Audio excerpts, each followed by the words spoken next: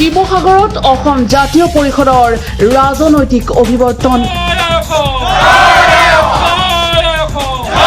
জন্মৰ 4 মাহৰ পিছত ৰাজনৈতিক অভিৱৰ্তনেৰে পূৰ্ণাংগ ৰূপত অসমৰ ৰাজনীতিত খোজ দিব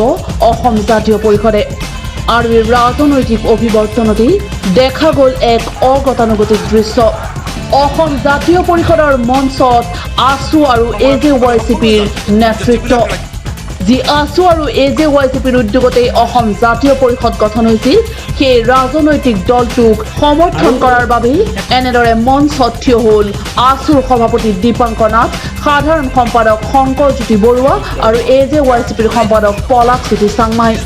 আৰু আনুষ্ঠানিকভাৱে শিৱসাগৰৰ এই মঞ্চৰ পৰাই আছুৰ নেতৃত্বৰ ঘোষণা অসম জাতীয় পৰিষদ দলক ৰাজনৈতিকভাৱে সম্পূৰ্ণ সমৰ্থন আগবঢ়াব আছুৱে প্ৰথমবাৰৰ বাবে নিজৰ অৰাজনৈতিক চৰিত্ৰ এৰি সদৌ অসম ছাত্ৰ সন্থাই কোনো এটা ৰাজনৈতিক দলক সমৰ্থন কৰা বুলি এনেদৰে ৰাজহুৱাকৈ মুকলিভাৱে ঘোষণা কৰিলে সদৌ অসম ছাত্ৰ সন্থাৰ স্পষ্ট কথা সদৌ অসম ছাত্ৰ সন্থা জাতীয়তাবাদী যুৱ ছাত্ৰ পৰিষদ আমি একত্ৰিতভাৱে এই ধৰণৰ পৰিকল্পনা এটাৰ কথা আমি ৰাজহুৱা কৈছিলোঁ গতিকে সেই পৰিকল্পনা বাস্তৱ ৰূপ দিয়াৰ ক্ষেত্ৰত সদৌ অসম ছাত্ৰ সন্থাৰ ভূমিকা থাকিব আছু আৰু এজেৱাইচিপিৰ নেতৃত্বৰ মন্তব্য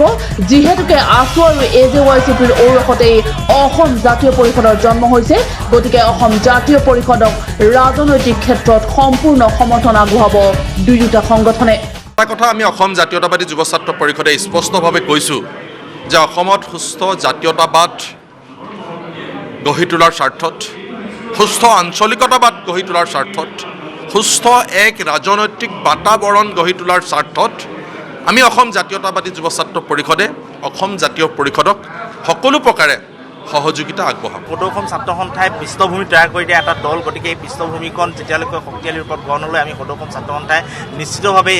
তেখেতসকলক আগবঢ়াই দিব লাগিব আৰু ৰাইজৰ যিহেতু বিকল্পৰ এটা চিন্তা আছিল সেই বিকল্পৰ চিন্তাটোক আমি পৃষ্ঠভূমি তৈয়াৰ কৰিছোঁ গতিকে আমি ৰাইজৰ প্ৰতি আহ্বান জনাইছোঁ বিকল্প হিচাপে এই শক্তিটোক আপোনালোকে আগবঢ়াই লৈ যাব লাগিব যিহেতু আপোনালোকে চিন্তা কৰাৰ ধৰণে আমি এখন পৃষ্ঠভূমি তৈয়াৰ কৰিছোঁ ছেপ্টেম্বৰ মাহত আত্মপ্ৰকাশ কৰা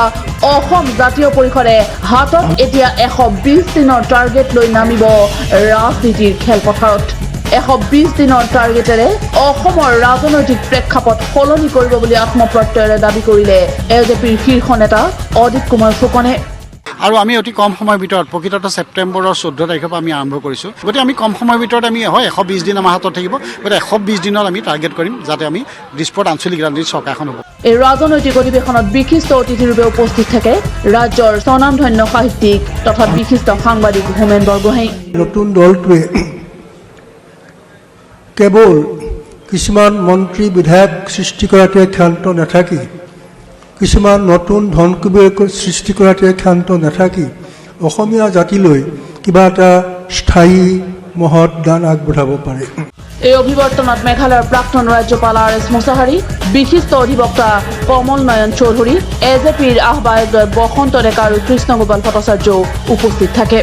কেমেৰা পাৰ্চন নৱকৃষ্ণ পেগু আৰু হিমাংশুৰ সৈতে শিৱসাগৰৰ পৰা অতনু বৰা নন্দন প্ৰতিম শৰ্মা বৰদলৈ আৰু গৌৰৱজ্যোতি নেওগ নিউজ লাইভ